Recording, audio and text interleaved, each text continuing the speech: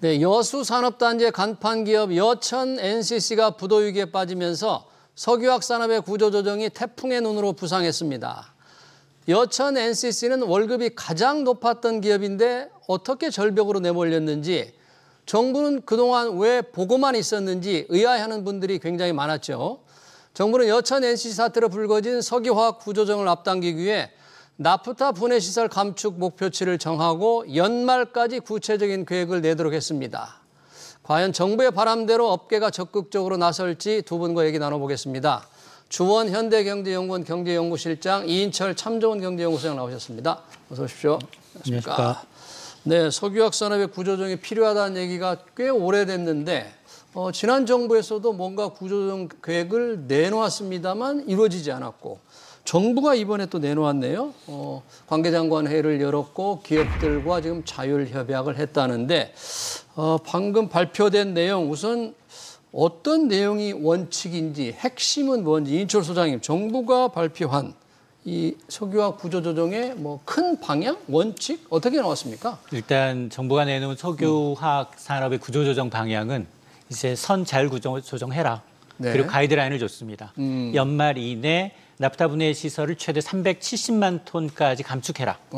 예. 그러면서 이제 고부가가치 제품으로 전환하고 자구안을 연말까지 내면 그걸 평가한 이후에 정부의 이 금융이나 세제 규제 하나가 될 수 있다라는 후 정책 인센티브에 이제 초점을 맞춘 것으로 보이는데요.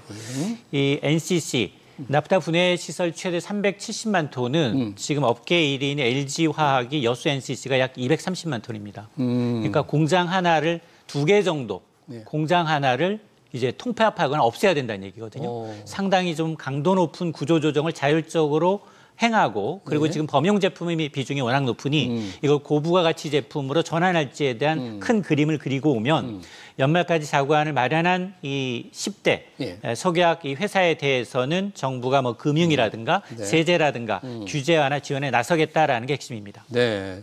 최대 370만 톤이면은 지금 생산 능력의 25%, 목표대로 이루어진다면 꽤 강도 높다고 했는데, 이 정도 만약에 25% 감축이 되면 나머지는 좀 살아갈 수 있다, 정부 이렇게 판단하는 모양이죠. 정부는 그렇게 생각을 하고 있는데요. 지금 석유화학 업계의 사정을 보면 지금 우리 석유화학 업계라고 하면 사실 이제 업스트림, 그러니까 우리가 뭐 모든 산업에 보면 업스트림이 있고 다운스트림이 있는데, 업스트림은 이제 우리 나프타 분해 시설을 통해서 에틸렌하고 프로필렌 같은 어떻게 보면 기초적인 석유화학 제품을 만드는, 이거는 전 세계로 보면 많은 나라들이 할 수 있거든요. 네. 딱 떠오르는 나라가 중국이잖아요. 중국 제일 많죠. 제일 잘할 수 있는 게 사실 중국입니다.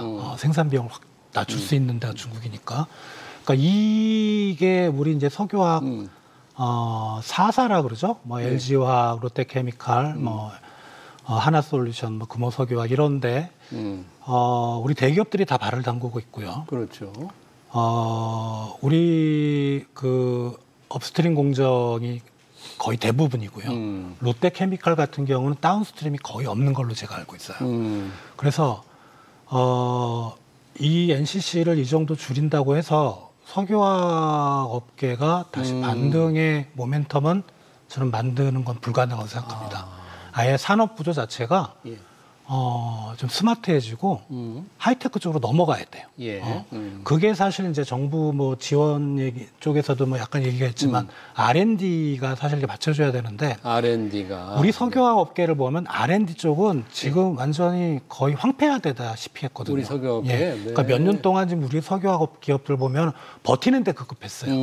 그래서 단순히 NCC 것만 줄인다고 우리 석유화학 업계가 살아난다? 저는 개인적으로 그렇게 보진 않습니다. 그래요.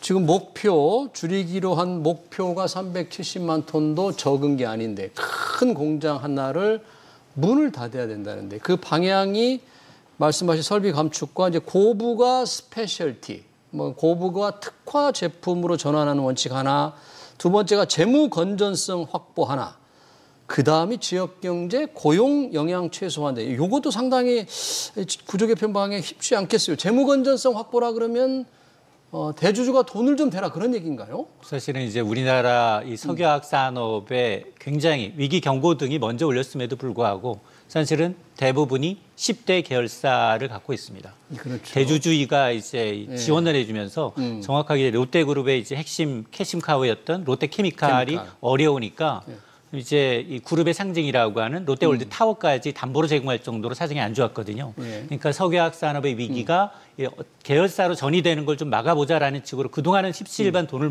모아왔는데 이게 밑빠진 독에 울붓기라는 겁니다. 3년 연속 지금 계속 적자이기 때문에 사실 그러면 사실 상장 폐지 요건에 해당하거든요. 자, 그러다 보니까 지금 뭐 앞서 얘기했습니다만 1, 2년 새 그룹들이 안 한 건 아니에요. 공장을 멈췄고 매각하거나 계열사를 매각하거나 자금 확보에 혈안을 했지만 그럼에도 불구하고 워낙에 범용 제품에 대해서는 중국과 그리고 중동까지 사우드까지 이제 가세하다 보니 원가 경쟁력이 안 된 겁니다.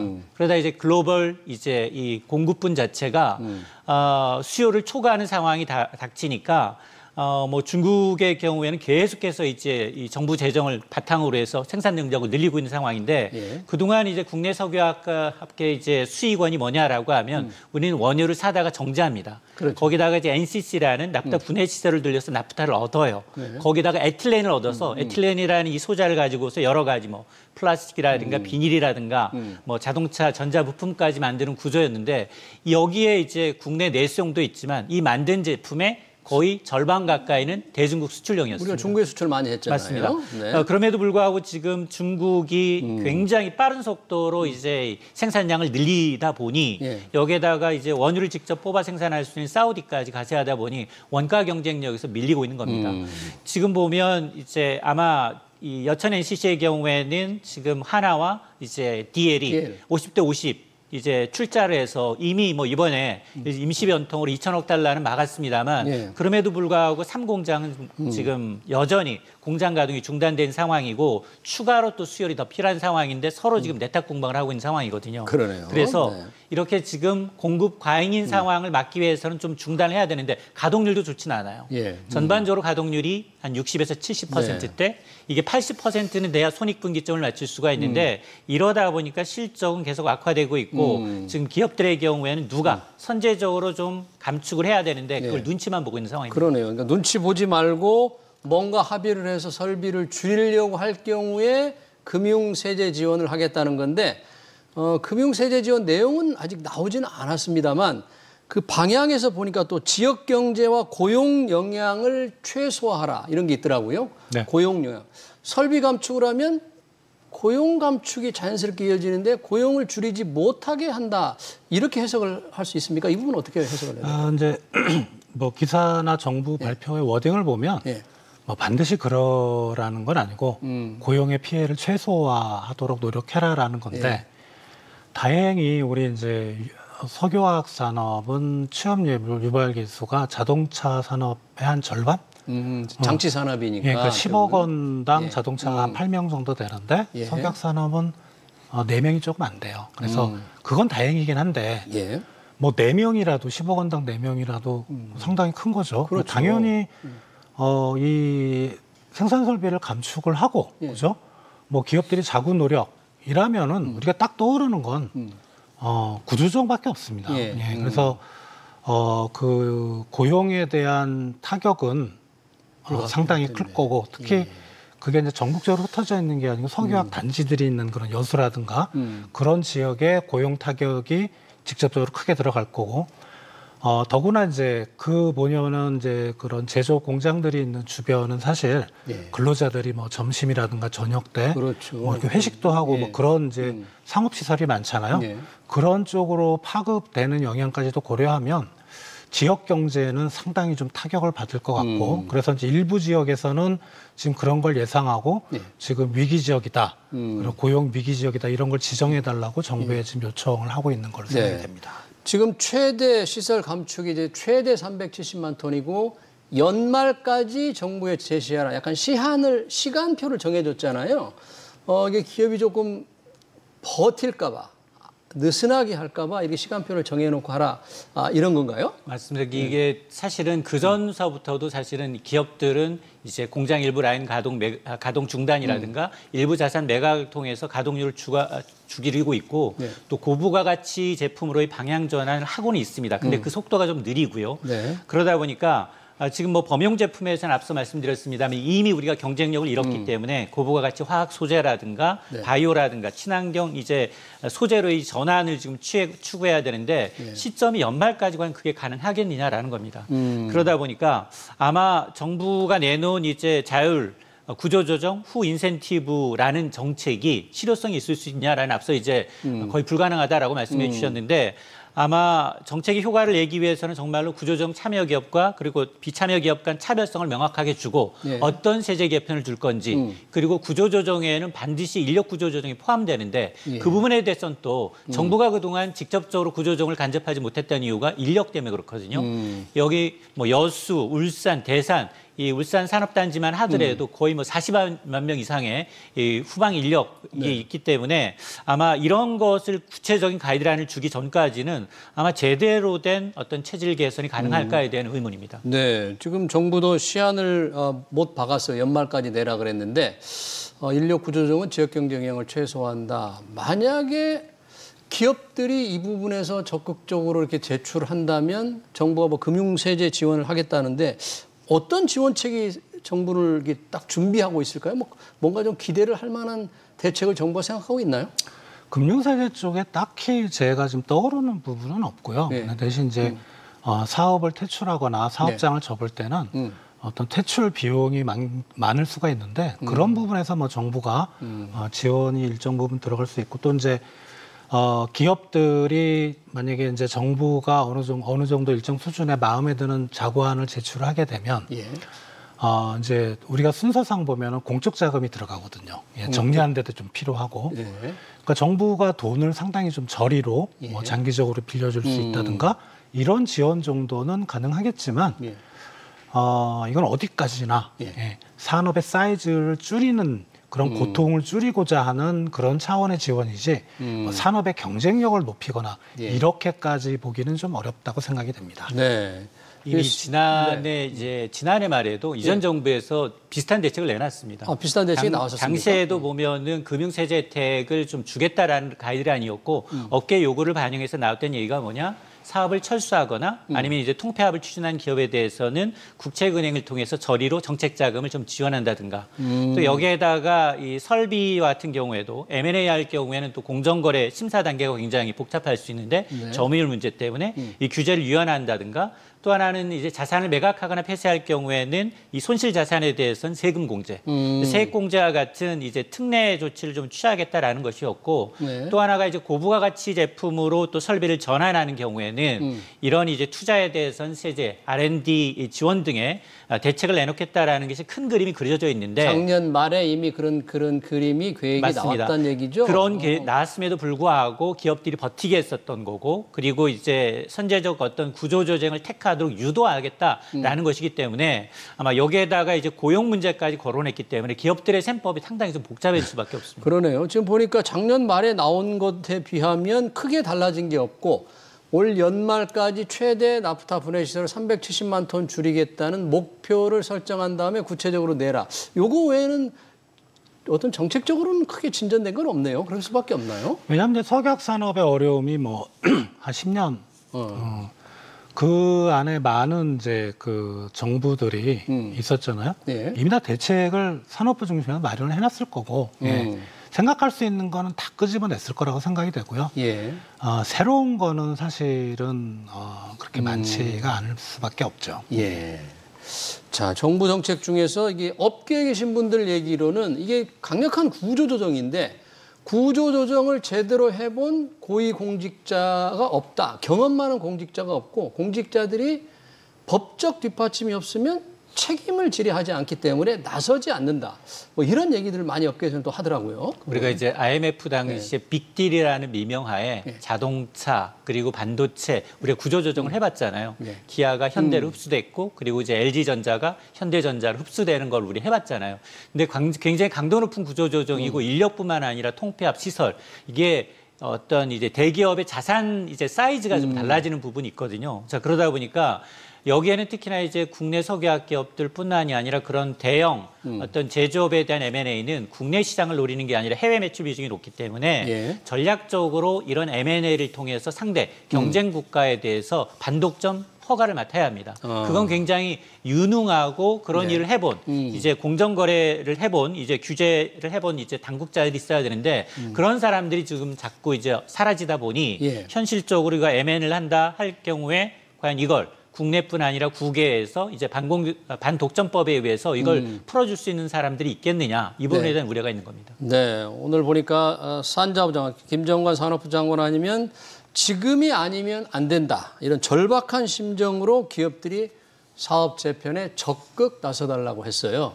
그러니까 버티는 기업들은 안 된다, 버티지 마라, 뭐 이런 아니야 생각으로 지금 하면 안 된다는 걸 계속 압박을 하고 있는데 기업들이 조금 앞으로 좀 뭔가 이 사업 재편에 대한 대화, 협력 이런 것들이 좀 활발하게 좀 이루어질 수 있을까요?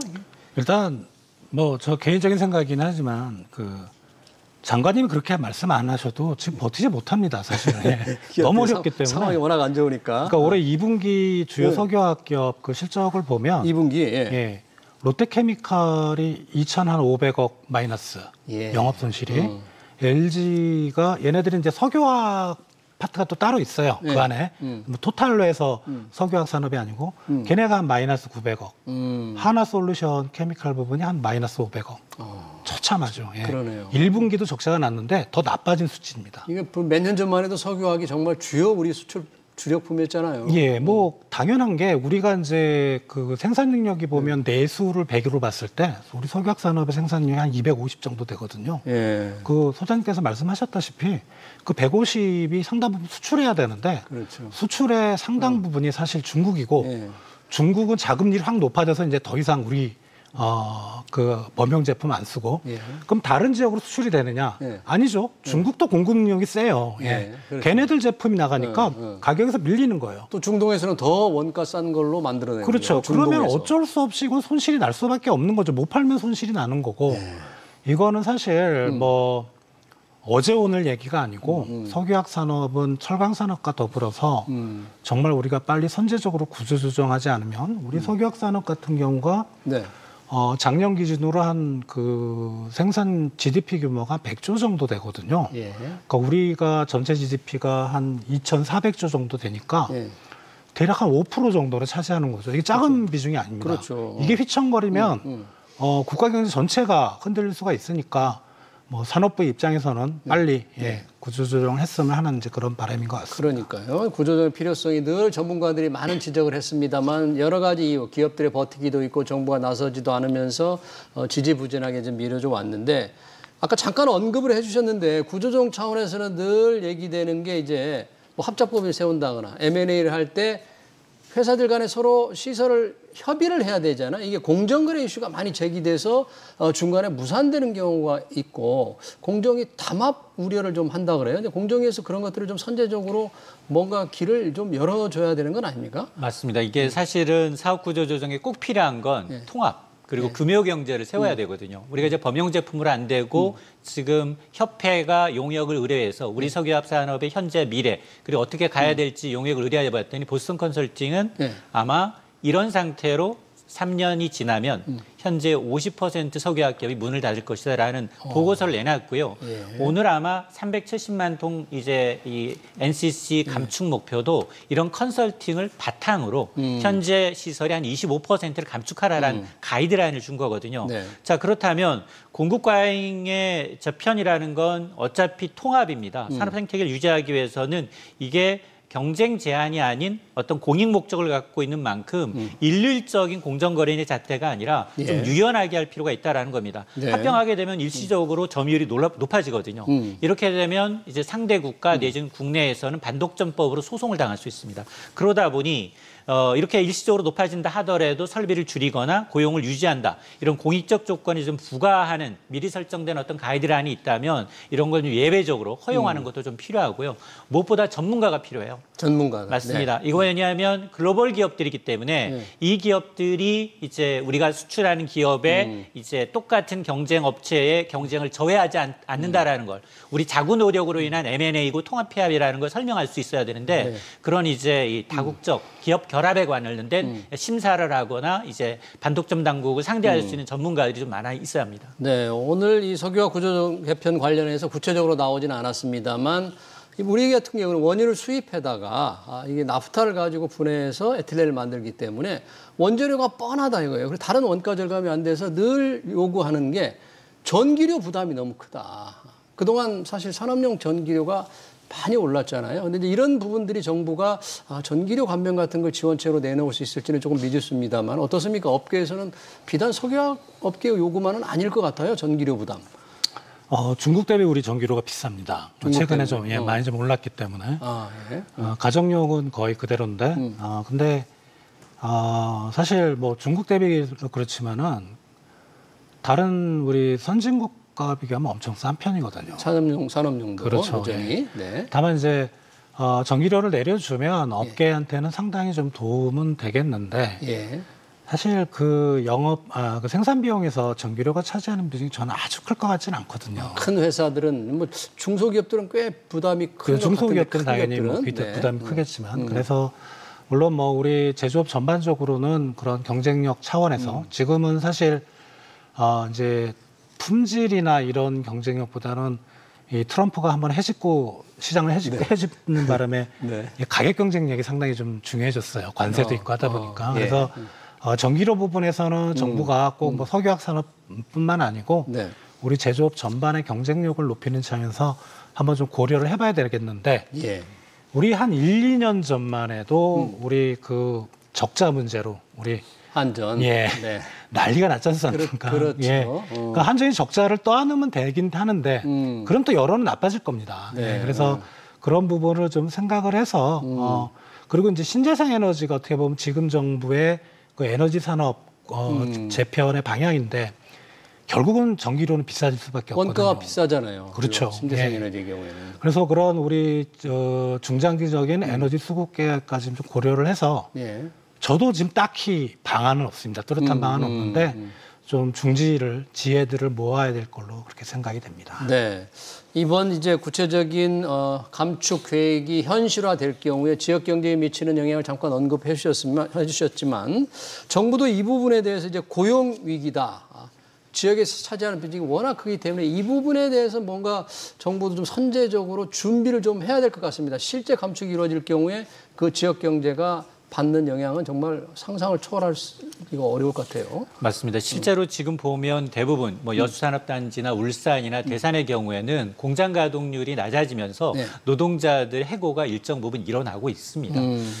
그럼에도 불구하고 이제 이 전체 생산량의 25%를 감축하게 된다면 그만큼 뒤따라서 인력은 좀 줄어들 수밖에 없는 구조거든요. 그럼 이걸 어떻게 할 것인가? 이 인력을 다른 업종으로 전환을 시키든 아니면 또 하나 더 규모를 좀 키워서 이제 이 정부가 어떤 이제 또 하나의 대책을 마련하든 어떤 지역 경제에서 이제 이런 산업단지가 차지하는 비중이 워낙 높다 보니까 특히나 이제 석유화학 안의 문제가 아니라 지금 뭐 중국이 저가 공세로 내세우면서 우리가 위협에 빠져 있는 뭐 철강도 마찬가지고요, 조선도 마찬가지고 태양광, 배터리, 뭐 디스플레이. 하물며 지금은 반도체까지도 사실은 범용 제품의 경우는 중국이 상당 부분 따라한 부분이 있습니다. 그러면 이게 구조적인 문제거든요.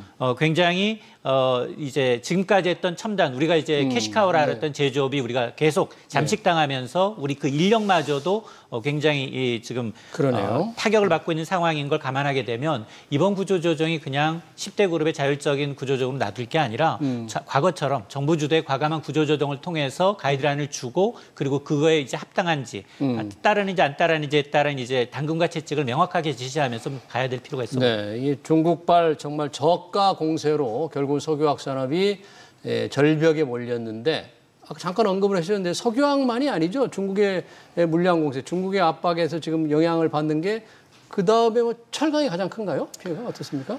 철강은 지금 이중고죠. 지금 미국 관세 50% 말도 안 되는 관세를 두들겨 맞았고요. 그러니까 철강 산업의 그 조광 생산량이라는 걸 기준으로 이제 마켓시어를 보는데요. 이게 조광이라면 이제 우리 뭐 그 텔레비전에서 보셨듯이 뭐 포스코나 이런 현대제철에서 빨간물 나오잖아요. 센물 나오는 거. 그게 그냥 1차적으로 식혀진 거. 그 조광이라고. 그러니까 완전히 원시적인 형태의 조광인데 그게 2024년 기준으로 중국 마켓시어가 53%입니다. 걔네들이. 그 중국 시장이 아니고 중국 기업들이 커버하는 용량이. 우리나라는 3%밖에 안 돼요.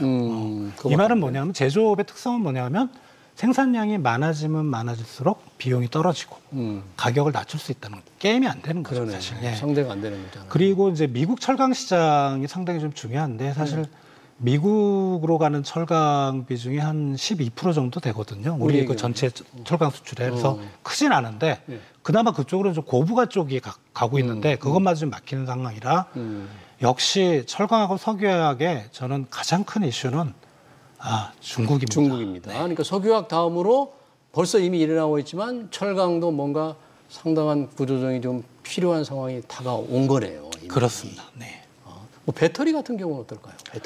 배터리는 중국 2차 전지, 그러니까 배터리가 가격 경쟁에서 높긴 한데 이게 중국 시장이 못 들어가는 시장들이 좀 있어서 아직은 괜찮은데 지금 2차 전지 같은 경우는 시장이 어려운 상황은 꼭 중국 쪽 이슈보다는 전기 자동차 쪽의 캐즘, 수요가 위축되고 그다음에 그쪽에 보조금이 끊기니까 그런 부분이라 이 2차 전지는 어떻게 보면 LG화학 같은 경우는 그 2차 전지 파트를 떼어서 회사를 설립했잖아요. 그렇죠. 그건 잘하는 것 같아요. 그건 석유화학 쪽에 상당히 고부가 쪽이거든요. 지금은 어렵지만 그래도 석유화학이 만약에 나갈 수가 있다면, 방향이 나갈 수 있다면 2차 전지 같은 그런 고부가 쪽으로 넘어가야 된다 생각이 됩니다. 네. 지금 저희가 석유화학 구조조정을 얘기하고 있습니다만 뭐 방금 말씀하신 석유화학만이 아니고 철강도 상당히 지금 위기를 맞고 있는데 결국 그렇게 되면 일자리가 다 날아갑니다. 미국의 신기술, 중국의 추격. 우리 일자리 젊은이들의 취업을 위해서는 일자리가 중요한데 이 제조업 경쟁력 위협받고 있는데 이재명 정부가 좀 제조업 경쟁력을 키우기 위한 정책적 노력을 한다면 하고 있습니까? 한다면 어떻게 해야 될까요? 일단 뭐 어쨌든 우리가 지금 대미 투자를 통상 압박 때문에 막고 있고 이번에 이제 한미 정상회담에도 이제 4대 경제 수장들이 좀 따라가지 않습니까? 네. 경제계에서. 자, 이렇게 되면 사실은 최첨단 산업은 정말 말씀하셨던 것처럼 미국이 주도하고 있고 거기다 자체 공급망을 확보하기 위해서 전 세계 기업이 미국으로 향할 수밖에 없는 상황이고 거기다 뭐 3,500억, 뭐 4,500억 에너지까지 포함하게 되면 이런 이제 목돈이 들어간다는 얘기는 그동안에도 사실은 뭐 대미 투자가 굉장히 많았거든요. 바이든 정부에서도. 그런데 지금 추가로 해야 된다는 얘기는 우리 제조업의 공동화 현상이 나타난다는 겁니다. 가는 공장들이 대부분 지금 배터리 공장은 무려 미국의 15개가 국내 기업이 지금 지어지고 있는 상황이고 그리고 반도체 공장이 2개, 자동차 철강 공장이 각각 1개씩 미국에 지어지고 있습니다. 그러니까 제조업 허벌판에서 우리 기업들이 가서 털을 닦고 있다는 얘기거든요. 단지 통상 압박, 미국 시장 크다라는 제일 큰 시장이라는 이유로 따라서 지금 뭐 미국이 첨단 산업을 선도하는 게 맞고 기존 산업은 중국의 저가 공세이다 보니 우리가 샌드위치 신세입니다. 그러면 이런 제조업에서 우리가 잘할 수 있는 거 IT 기술, 예를 들어 신소재라든가 아직은 좀 이제 좀 유망한 로봇이라든가 이런 첨단 기술과 전통 제조업을 좀 결합시킨 융합시킨 산업으로 이제 고부가 가치로 제조업종을 좀 재설계 하지 않은 한 계속해서 중국의 견제를 받을 수밖에 없다라고 봅니다. 그러네요. 정부가 발표한 석유화학 구조조정 방안 관련 토론을 여기서 마치도록 하겠습니다. 지금까지 주원 현대경제연구원 경제연구실장 이인철 참좋은 경제연구소장이었습니다. 고맙습니다.